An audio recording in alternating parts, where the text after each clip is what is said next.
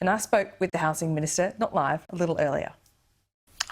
Well, Laura, it's very clear from what the Leader of the Opposition outlined last night in housing that you can't trust Labor with a calculator, let alone trust them with the economy or with housing. What Anthony Albanese has promised last night through the establishment of his housing fund means that in order to work and in order to deliver the houses that he's promised in that speech, that his housing fund would need returns of nearly 25%.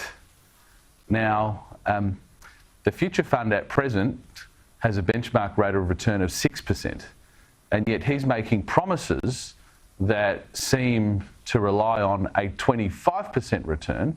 I think most Australians would love to know where you can get 25%. Now, this is either a catastrophic clanger, an error, a budget error, the like of which we have not seen for many, many decades, or Anthony Albanese is being dishonest, one or the other. Either of them are bad. So you can't, unfortunately, take anything serious that they proposed in housing last night because they obviously cannot fund what they've proposed.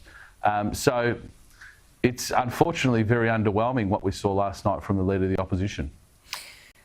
Your government doesn't really have a leg to stand on, though, when it comes to big spending, does it? You can't really sit here and criticise Labor for big spending after the budget you've just handed down.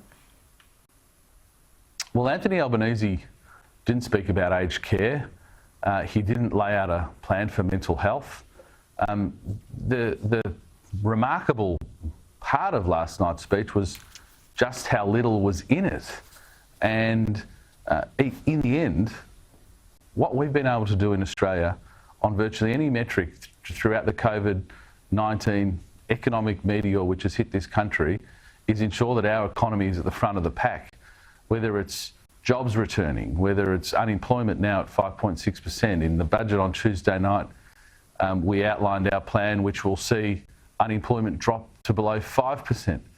What we're doing is wisely investing to, yes, provide Australians with the services they require, but empowering Australians and Australian businesses to create the prosperity and the jobs and the economic growth that we need in order to fund that. What we saw last night was a grab bag of gripes, and again, in my own space of housing, numbers that, Laura, are not just out by a little bit. We're not talking about, numbers being out by a smidge. These are numbers that are so far wrong, it is catastrophically embarrassing for the Labor Party. But building this kind of affordable housing would have productivity gains and stimulatory gains in the economy, wouldn't it? Well, that's why we do it. That's why we're already delivering 10,000 homes through the Morrison government's National Housing Finance Investment Corporation. That's why we invested $2.5 billion to deliver 130,000 homes through HomeBuilder. So what the Labor Party is proposing, even though their numbers just don't stack up, are to spend 5 times as much for 1/6 the number of dwellings. So we're already doing that. We're doing it at a scale, quite frankly, that has not been seen for many decades. So what Labor proposed last night was to deliver fewer houses than what the Morrison government is, and using a funding model that requires a 25% return. It's just remarkable that they could get their numbers this wrong. Well, should we be concerned then that, Michael Sukkar, your government is rolling out these affordable homes and we are seeing house prices that are completely out of control at the moment? Well, let's go back a year, Laura, where economists at most of our big four banks were suggesting huge reductions in house prices. In fact, one economist at one large bank said that house prices might drop by 30%. We responded with HomeBuilder. We've responded with the First Home Loan Deposit Scheme. On Tuesday night, we outlined further measures, including the Family Home Guarantee to help single parents enter the housing market. And what have all those policies done? It's actually led to first home buyers being at their highest levels, Laura, for nearly 15 years. Yeah, but those same economists, Michael Sukkar, isn't it true those same economists are now saying that first home buyers will be priced out of the market very soon, if not already, and in capital cities it's still virtually impossible?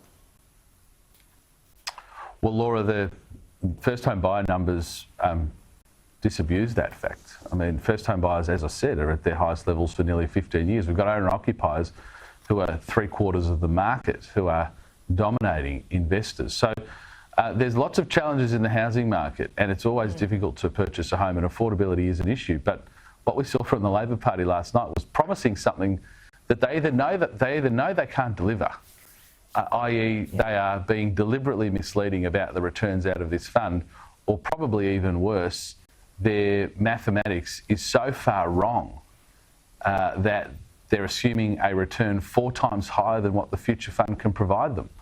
I mean, it's just remarkable, Laura, that a leader of the opposition would be that unprepared in what was a big part of his speech. So, you know, I'd be very keen to see the assumptions based on their assumptions that underpin those bold claims. But again, you can't trust Labor with a calculator, you can't trust them with housing policy or the economy. It's a bit rich considering we saw those assumptions that were so far wrong from Treasury when it came to JobKeeper. Well, Laura, again, we can all remember back a year ago at the absolute uncertainty that hit our economy. You know it, you were there, you saw it. And the fact that our economy, by any measure, is at the top of the leaderboard didn't happen by accident. Yes, it was the outstanding work of the Australian people, but it was very important decisions taken by the Morrison government, which has led to Australia being at the front of the pack economically. And all of those decisions, whether it was JobKeeper, whether it was JobSeeker, whether it was the highly successful Home Builder program, we're very proud of, because it kept Australians in jobs, it kept businesses going, and it means Australia's in the best possible position coming out of COVID-19. Well, just one final question. You're championing this idea of a 2% deposit with a government guarantee for single mothers to get into the housing market, which is great. But I'm thinking back to the GFC, where the house of cards were built on home loans that simply people couldn't afford and couldn't afford to pay back. Is that at the back of your mind somewhere?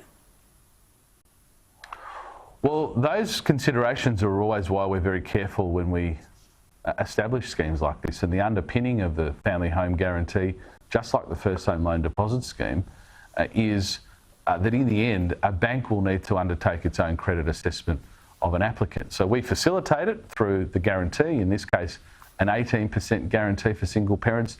But in the end, the credit assessment is taken up by the bank. And in my discussions with the banks, they think there are more than 125,000 Australian single parents who they are very keen to lend to, because they are very good, very creditworthy customers